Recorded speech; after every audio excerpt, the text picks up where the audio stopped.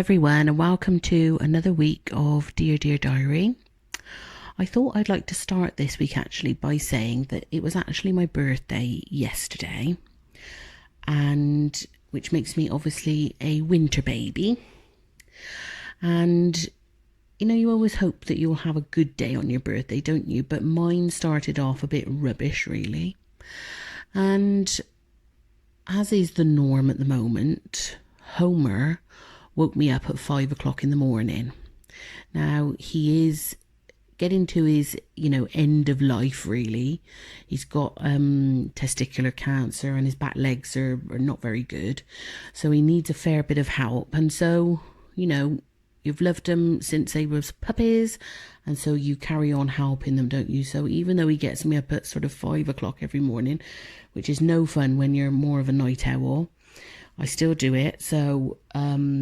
So yesterday obviously was my birthday, and I was awoken at 5 by barking because he wanted to go out to do his business outside. And so obviously I've got to get dressed a bit quick because I can't go outside in my pajamas, really. So I got dressed, I came downstairs and I let all the dogs out. And I let Homer out as well. And I stood in the porch waiting for them to come back in. And it had been raining in the night because it has rained non-stop this week. It's been really, really wet here and miserable and cold. And so I stood in the porch waiting for him to come back, and all the other dogs came back in one by one, and we were just waiting and waiting for Homer. And so I thought, oh, well, I'll put the torch on my phone and I'll go and see if I can see him, And I shined the torch around the garden and his eyes lit up and he was under the bush. So what he'd done is got himself, walked under the bushes and then fell over under there and couldn't get himself back out. Because again, he hasn't got the strength in his back legs to. So I had to then go out into the garden, dodging any poo that they'd just done, and try to get him out. Well, I don't know if you've ever tried to get a 3-stone dog out from under a blooming hedge, but it's not the easiest of things to do. And so I tried to sort of ease him forward a bit by grabbing his sort of neck a little bit and, just gently trying to pull him a bit, but he didn't like that, of course. So as I'm just deciding, well, I'm going to have to push myself absolutely into the hedge to drag him out, the heavens opened up and it absolutely hammered it down. And so as it's hammering it down, I push myself as deep as I can into this bush and I sort of grab him at the front and grab him at the back and sort of heave him out, as you do. And he was okay with that. But as I was pushing myself into the hedge, one of the sticks of the hedge went straight up my nostril, which was quite painful and made my nose just inexplicably just start running ridiculous. So there I am with a soaking wet dog. I'm absolutely soaking wet. I've got a streaming nose, 5 o'clock in the morning, and that is the start of my birthday. I just thought, well, us women, that is probably typical for most of us, isn't it? Something like that will happen on your birthday. And so I thought, well, I'm going to go in and sit with the dogs for a bit then. There's no point going back to bed. He wouldn't settle anyway. Once you're up, So I went in and sat with them and we waited until we had to take my daughter to school. And as I sat there with the dogs for a bit, it had stopped raining. There was no more rain after I'd come in. That was it. The downpour was whilst I was outside. So it came time to leave for school. And it was about 25 past 8. And I looked at the sky and I thought, no, it doesn't look too bad, actually. I think we could make it today. But I put the umbrella in the back of the car just in case. Drove down to the school where we've still got it's probably about a quarter of a mile walk to the school from where I park. And yeah, basically I swiveled my one foot out of the car door onto the ground, and as soon as my foot hit the ground, it absolutely pelted it down. And the trouble is, yesterday it was too windy to put an umbrella up. So it hammered it down from the quarter of a mile I walked her down there. Then, of course, the teachers never open the doors, do they? They just stand chatting in their nice warm classroom whilst all the kids are getting soaked outside and the parents are getting crosser and crosser, waiting outside, getting soaked. And I had a big thick black coat on, and that was soaked all the way through by the time I got back up to the car after she opened the door and let the kids in. So I came back and I was absolutely soaked, so I had to dry my coat by the fire because it was so cold. We'd had a fire in for some of the day. And then when it came time to pick her up again, it had stopped raining for most of the day. And as soon as I got back out of the car to pick her up from school, it started raining again. And this time it really hammered it down. If I thought my coat was wet before, this time it was absolutely sodden. And I just couldn't believe it. I've got a little bit of, a fur ring around my hood, and it was just dripping and sopping into my face and down in my glasses and my eyes and everything. And I just thought, well, that's just typical. It's supposed to be your birthday. You're supposed to have a lovely day on your birthday. And all I've done is just get soaked, going here, there and everywhere, doing things for other people. So the first diary entry I wanted to read today is from my 2011 diary, and it's got a nice big cupcake on the front of it actually, which is quite pretty. It's not a page a day, it's got about 3 days to each page, so there's not as much room to write in as some of the diaries I've got. But this entry is Monday the 18th of April 2011, and it says, Tony popped over.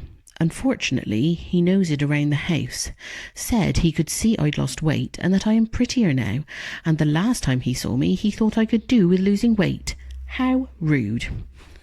So that is a very short entry, really, I suppose. Like I said, there's not that much room in these books, really.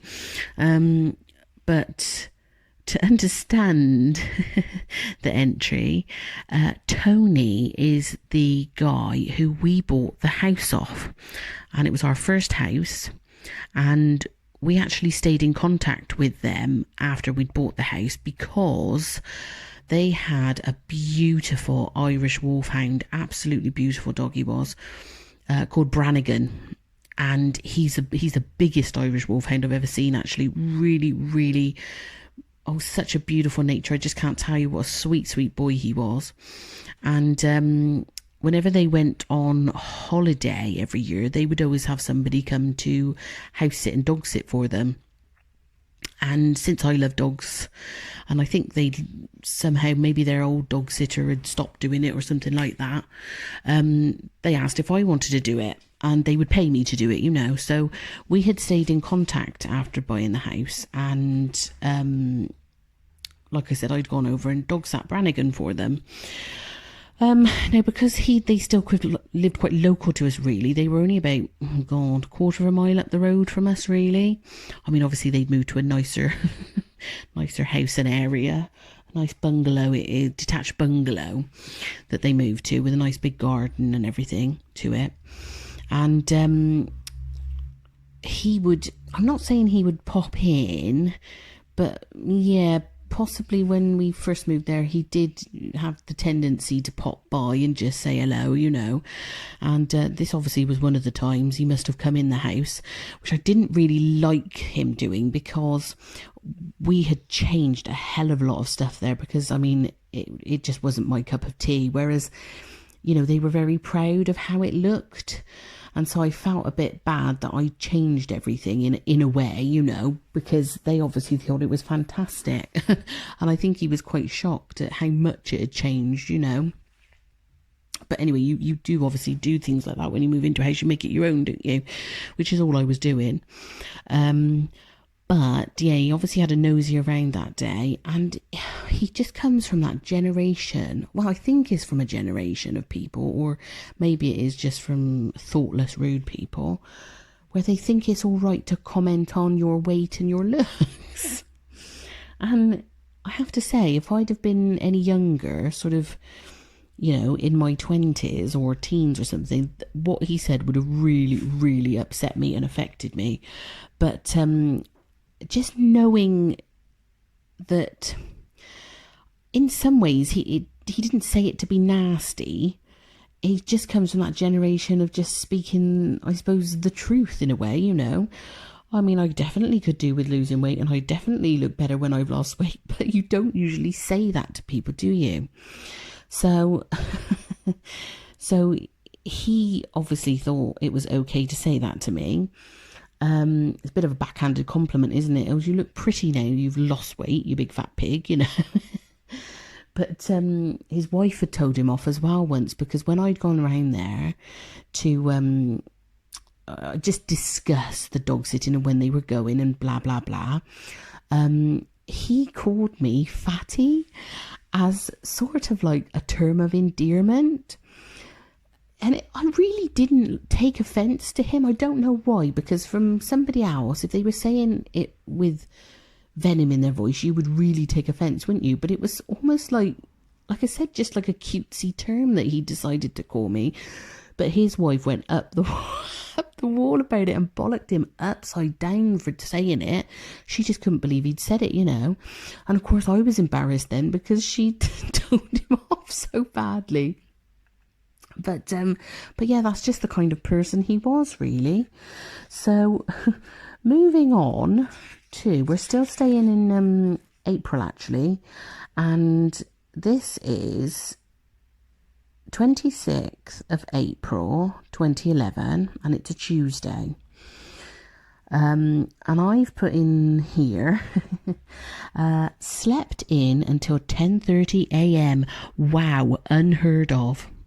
Jeff gave the puppies big bones. Kiki spewed up all day. Ruined their nice duvet. She was sick everywhere. I think I should be in charge of their food intake, as Jeff just puts it all to pot.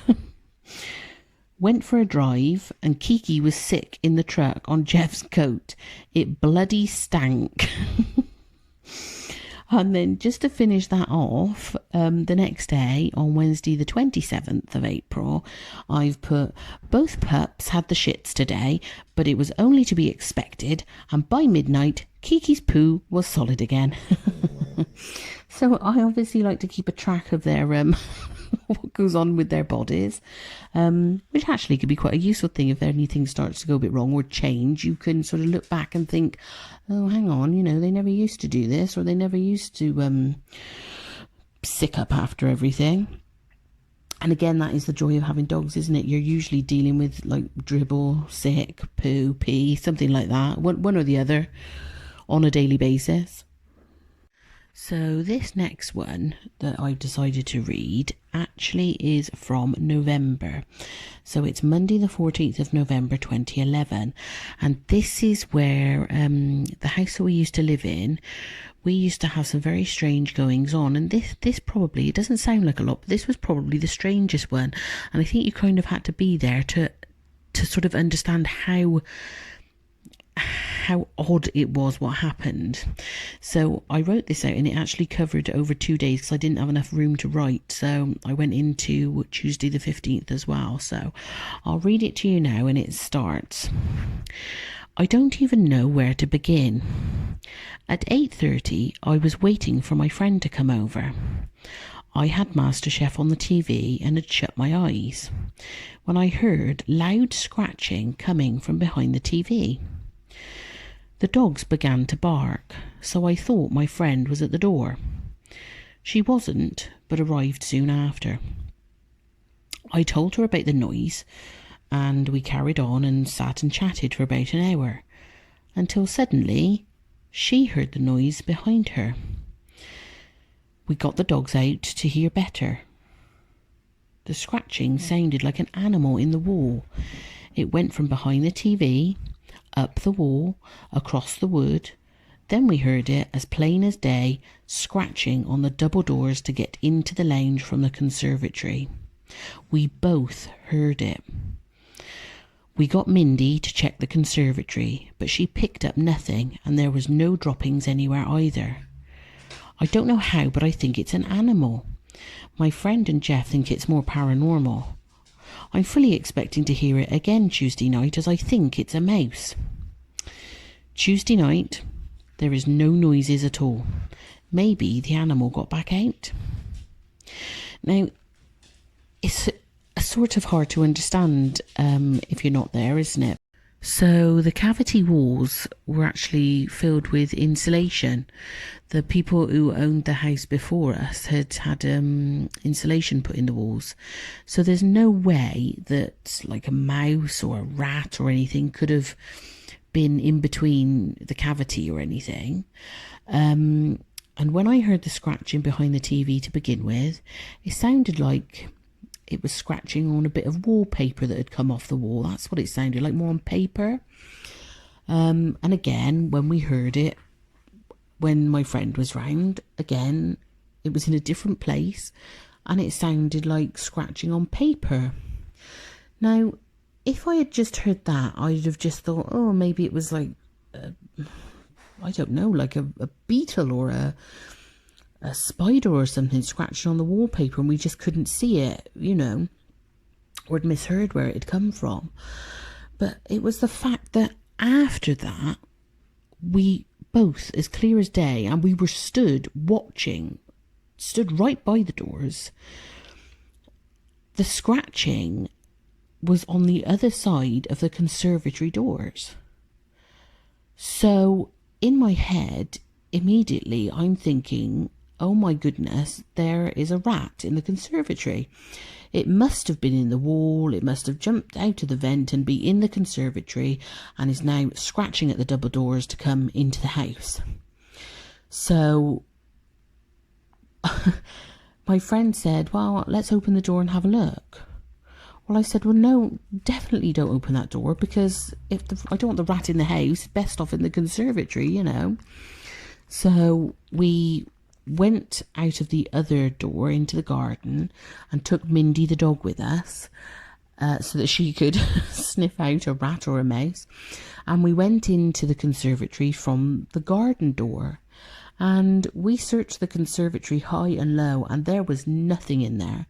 But we had both heard scratching on that doors. Well, we'd heard scratching on the walls before, but the scratching on the doors was just... It was just unbelievable, and it sounds like such a small thing, like, oh, so a little bit of scratching, this and the other, but when there's nothing making that noise, and it's really loud, it's quite... I wasn't scared, I was more... I just really, really wanted to know what had made the noise, to be honest, because my husband was on nights anyway, so I was always there on my own. He worked permanent nights. And I wasn't frightened to be there alone. I just wanted to know what the hell had made the noise. But what I was glad about was that finally there was somebody there, apart from my husband, to actually witness something happening in that house, because... it's easy to tell people tales of how this creaked, that creaked. You thought you heard footsteps. There was scratching here, there and everywhere. But, you know, people just think, oh, wow, it could have been this, it could have been that. But for us to both be stood inside that lounge on the one side of the doors, whilst on the other side of them, there was scratching going on. And both of us heard it, and both of us were stood there just gobsmacked, really. I was just glad to have somebody experience it with me. Another funny thing to add about that house that we used to live in, that the owners previous to us had the large Irish wolfhound called Brannigan, beautiful doggy. When we spent the very first night there, we stayed in what would have been their main double bedroom when they were there. And, you know, we shut the door and we slept the night. And then in the morning, we couldn't open the door. And, you know, just tried pushing down on the handle and nothing was moving. It was just absolutely rock solid, this handle. And we were just thinking, well, my God, we're totally stuck. I don't even think either of us had a mobile phone in the bedroom that night. So we were proper thinking, oh my God, what are we going to do? And I suppose just as he was trying the door, my husband lifted the handle up instead of pushed it down slightly, and it opened. And the handle actually worked backwards, so you had to lift it up to get the door to open. And we were both just sort of thinking, well, why on earth have they fitted the handle backwards? That is so peculiar. What an odd thing to do. Even though there was a lot of odd things that they'd done in that house, really, a lot of bodge jobs. But when I spoke to the woman the next time I saw her, she said that actually they'd fitted all the handles on the bedrooms backwards because Brannigan could open them all, because of course he was so tall that he would just put his paw on the door and just slap the handle down and in he'd come. So they turned them round so that you had to lift them up, and then he couldn't get into the bedroom, which, I mean, is a very clever idea, but also I thought, that poor dog, he just wanted to come and see you. You just locked him out of the bedroom, you know. So thank you for joining me for another episode of Dear Dear Diary. I hope that the weather's not as bad where you are, and I hope you're getting all your Christmas shopping done and got your decorations up and feeling nice and festive. Thanks for joining me, and I will speak to you again next week. Bye, everybody.